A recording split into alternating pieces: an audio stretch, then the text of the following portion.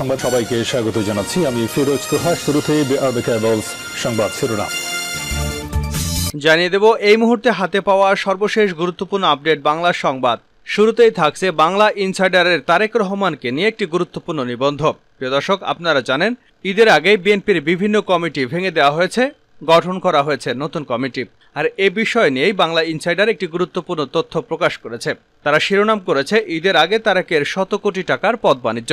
বিএনপিতে যে কমিটি নিয়ে নাটক চলছে সে নাটকের পেছনে রয়েছে লন্ডনে পলাতক বিএনপির ভারপ্রাপ্ত চেয়ারম্যান তারেক রহমানের অর্থলোভ। টাকার জন্যই নাকি তিনি এই কমিটিগুলো ভাঙছেন এবং নতুন কমিটি দিয়েছেন।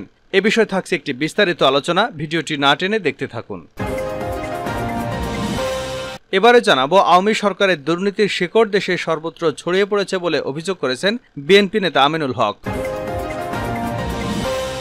জানাবো টেকনাফ ও সেন্ট মার্টিনের মধ্যে চলাচলকারী বাংলাদেশি ট্রলারে গুলির ঘটনায় মিয়ানমারকে প্রতিবাদ জানিয়েছে বাংলাদেশ।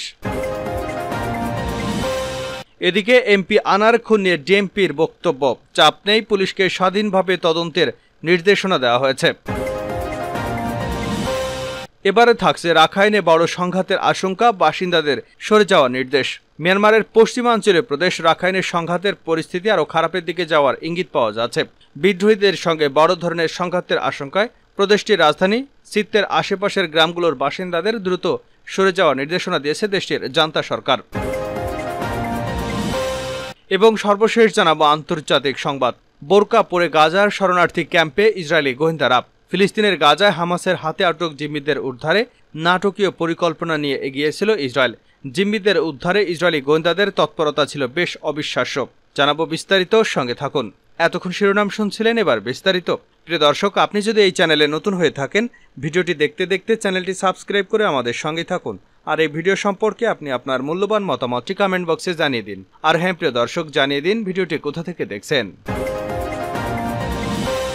ঈদের আগে তারেকের শত কোটি টাকার পদ বাণিজ্য। বিএনপিতে যে কমিটি নিয়ে নাটক চলছে সে নাটকের পেছনে রয়েছে মূলত লন্ডনে পলাতক বিএনপির ভারপ্রাপ্ত চেয়ারম্যান তারেক জিয়ার অর্থলোভ।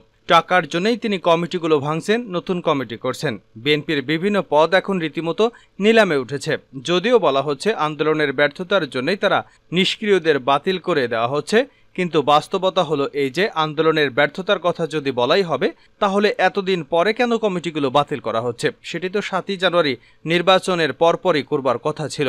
বিভিন্ন দায়িত্বশীল সূত্রগুলো বলছে যে বিএনপির বিভিন্ন কমিটি ভাঙা গড়ার খেলা চলছে মূলত অর্থ আহরণের জন্য। ঈদের আগে তারেক জিয়ার পদ বাণিজ্য করে শত কোটি টাকা উপার্জনের একটি মিশনে নেমেছেন। নানা কারণে তারেক জিয়া এখন অর্থ সংকটে ভুগছেন।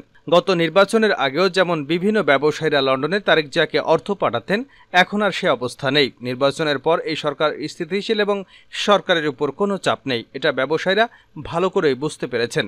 আর এ কারণেই তারেক জিয়াকে যারা এতদিন গোপনে টাকা দিয়েছেন তারা এখন মুখ ফিরিয়ে নিয়েছেন। তারা মনে করছেন যে তারেক জিয়ার জন্য বিনিয়োগ কোনোভাবেই লাভজনক নয়, বরং একটি ঝুঁকিপূর্ণ। সরকার যদি শেষ পর্যন্ত জানতে পারে যে তারেক জিয়াকে তারা টাকা দিচ্ছেন তাহলে তারাই বিপদে পড়তে পারেন। এ কারণে নির্বাচনের পর থেকে গত 5 মাসে ব্যবসায়ীদের কাছ থেকে তারেক জিয়ার চাঁদাবাজি সম্পূর্ণরূপে বন্ধ হয়ে গেছে। তারেক জিয়াকে যারা বিভিন্নভাবে টাকা পয়সা দিত বিএনপিপন্থী ব্যবসায়ী এবং নেতারা, তারাও নির্বাচনের পর নানা রকম চাপে আছেন। তাদের পক্ষে এখন তারেক জিয়াকে বিপুল পরিমাণ অর্থ দেওয়া সম্ভব হচ্ছে না। ফলে তারেক জিয়া এখন বিএনপিকেই জিম্মি করে তাদের নিজেদের বিলাসবহুল জীবনযাপন অব্যাহত রাখার পরিকল্পনা নিয়েছেন। সে পরিকল্পনার অংশ হিসেবেই তিনি এই কমিটি নাটক সাজিয়েছেন বলে মনে করছেন অনেকেই। সংশ্লিষ্ট সূত্রগুলো বলছে যে বিএনপিতে যে কয়েকজন ভাইস চেয়ারম্যান উপদেষ্টা মণ্ডলী আনা হয়েছে তারা সকলেই তারেক জিয়াকে বিপুল পরিমাণ টাকা পয়সা দিয়েছেন। 50 লাখ থেকে 2 কোটি পর্যন্ত পদ বিক্রি করা হয়েছে বলে জানা গেছে। ঢাকায় তারেকের অন্তত 5 জন এজেন্ট এই অর্থ সংগ্রহ করছেন এবং এই সমস্ত এজেন্টের মাধ্যমে লন্ডনে টাকা পাচার করা হচ্ছে। লন্ডনে এই টাকা পৌঁছানোর পরপরই তারেক জিয়ার কমিটিতে কাউকে নিচ্ছেন, আবার কাউকে বাদ দিয়ে দিচ্ছেন।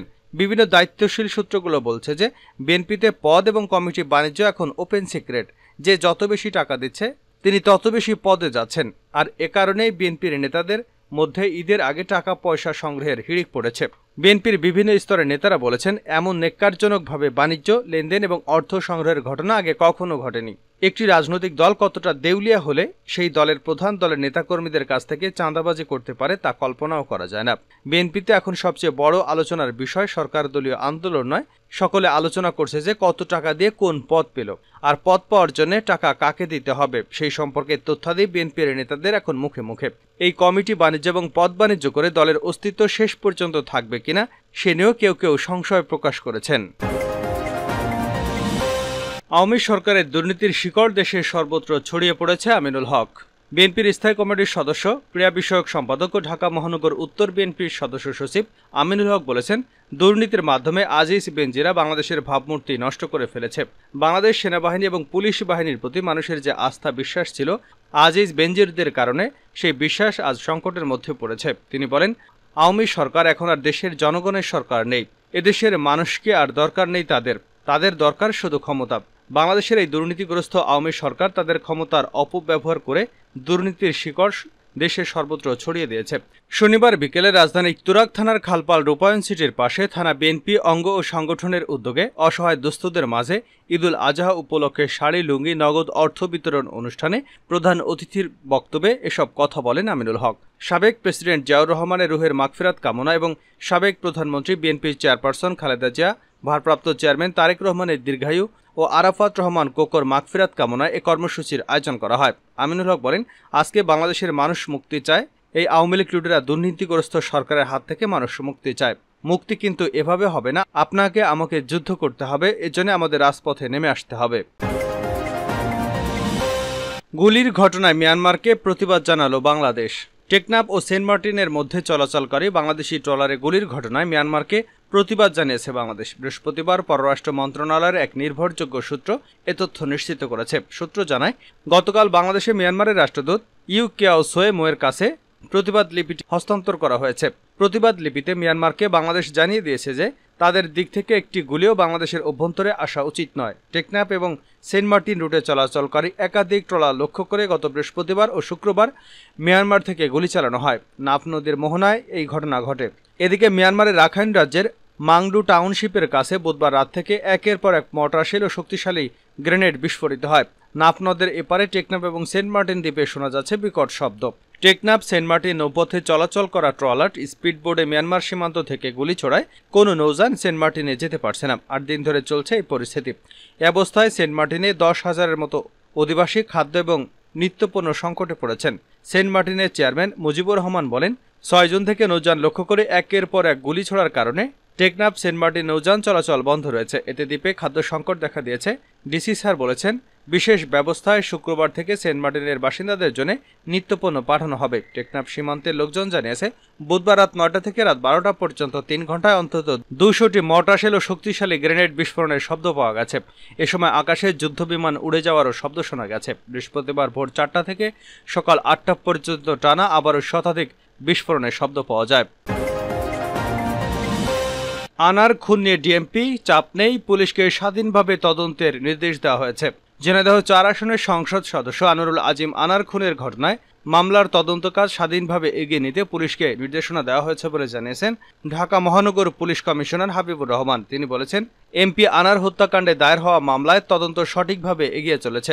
তদন্তে কারো হস্তক্ষেপ বা কোনো চাপ নেই, স্বাধীনভাবে আমরা তদন্ত কাজ চালিয়ে যাচ্ছি। ঈদুল আজহা উপলক্ষে শনিবার ডিএমপির সদর দপ্তরে কোরবানির পশুর চামড়া সংগ্রহ, কাঁচা চামড়া বহনকারী যানবাহনের নিরাপত্তা, ট্রাফিক ব্যবস্থাপনা নিয়ে অংশীজনদের সঙ্গে সমন্বয় সভা শেষে সাংবাদিকদের প্রশ্নের জবাবে তিনি এসব কথা বলেন। ঝিনাইদহ জেলা আওয়ামী লীগের সাধারণ সম্পাদক সাইদুল করিম মিন্টুকে গ্রেপ্তারের বিষয়ে কোনো চাপ আছে কিনা এই বিষয়ে জানতে চাইলে বলেন, তদন্ত সঠিকভাবে এগিয়ে যাচ্ছে। এমপি আনার হত্যা মামলায় তদন্ত যেন সুষ্ঠুভাবে হয় সেজন্য আমাদের কার্যক্রম পরিচালিত হচ্ছে। তিনি আরও জানান, এ বিষয়ে কোনো ধরনের হস্তক্ষেপ নেই, স্বাধীনভাবে তদন্ত করার জন্য আমাদের নির্দেশনা দেওয়া হয়েছে।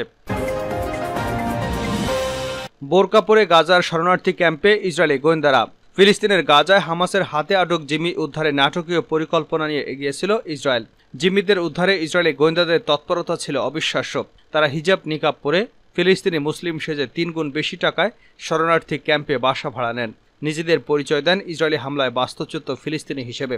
বাসা ভাড়া নেওয়ার সময় তাদের সঙ্গে ছিল লেপতোষক, মাদুরসহ ঘরের নানা জিনিসপত্র। কথা বলেছে আরবিতে, ঠিক গাজার বাসিন্দাদের মতোই। ইসরায়েলের জিম্মি উদ্ধারের ভেতরের গল্প শিরোনামে অভিযানের আগেই এমনই এক সুদূরপ্রসারী পরিকল্পনার কথা তুলে ধরেছে ইসরায়েলি গণমাধ্যম দ্য নিউজ ক্রনিকল। বৃহস্পতিবার প্রকাশিত এই প্রতিবেদনে বলা হয়েছে, ৬ জুন এক তরুণীসহ ৪ জিম্মি উদ্ধারের মূল অপারেশনে যাওয়ার আগে দীর্ঘ ১৯ দিন নিবিড়ভাবে তথ্য সংগ্রহ এবং বিচার বিশ্লেষণ করে ইসরায়েলি গোয়েন্দারা।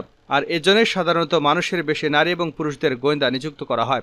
বিষয়টি নিবিড়ভাবে গোপন রাখে ইসরায়েলি প্রতিরক্ষা বাহিনী। মূলত নুসরাত শরণার্থী ক্যাম্পে ৪ জিম্মি রয়েছে। গোয়েন্দারা এমন তথ্য পান ১২ মে।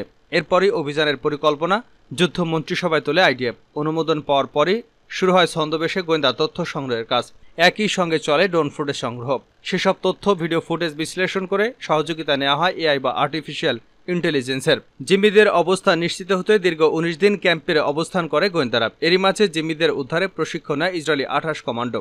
৬ জুন সেখানে অভিযান চালানোর আগেই রাতেই গুপ্তচরদের ওই এলাকা ছেড়ে চলে যাওয়ার নির্দেশনা দেওয়া হয়। এরপরই ওই দিন বেলা ১১টায় শুরু হয় অভিযান। প্রথমে আর্গমনি নামে জিম্মি তরুণীকে উদ্ধার করে হেলিকপ্টারে পাঠানো হয় ইসরায়েলে, আর হত্যা করা হয় হামাসের পাহারাদারকে। বাকি জিম্মিদেরকে উদ্ধারে অন্য একটি ভবনে গেলে সেখানে চরম হামলার মুখে পড়ে ইসরায়েলি কমান্ডোরা। সেখানে প্রায় ৩০ হামাস যোদ্ধা মেশিনগান এবং গ্রেনেড দিয়ে কমান্ডোদের উপর হামলা চালানো হয়। পাল্টা হামলায় হত্যা করা হয় নুসরাত ক্যাম্পে নিরীহ প্রায় ৩০০ ফিলিস্তিনিকে। এদিকে যে অত্যাধুনিক প্রযুক্তি ব্যবহার করে ইসরায়েল এই অভিযান সফল করেছে তা তাদের দিয়েছে যুক্তরাষ্ট্র।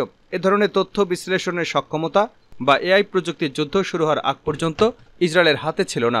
ওয়াশিংটন পোস্টের খবরে বলা হয়, গাজা যুদ্ধ শুরু হওয়ার পর হামাসের উপর গোয়েন্দা তথ্য সংগ্রহ বাড়িয়েছে যুক্তরাষ্ট্র। একই সঙ্গে দেশটির উন্নত সফটওয়্যার ব্যবহার করে ড্রোন ফুটেজ, স্যাটেলাইট চিত্র এবং ডেটা বিশ্লেষণের বড় সুবিধা দিয়েছে ইসরায়েলকে। আর এসবই ছিল এআই নির্ভর, যার ফলে জিম্মি উদ্ধারের এই অভিযান সফল হয়েছে বলে মনে করেন ইসরায়েলি এক কর্মকর্তা।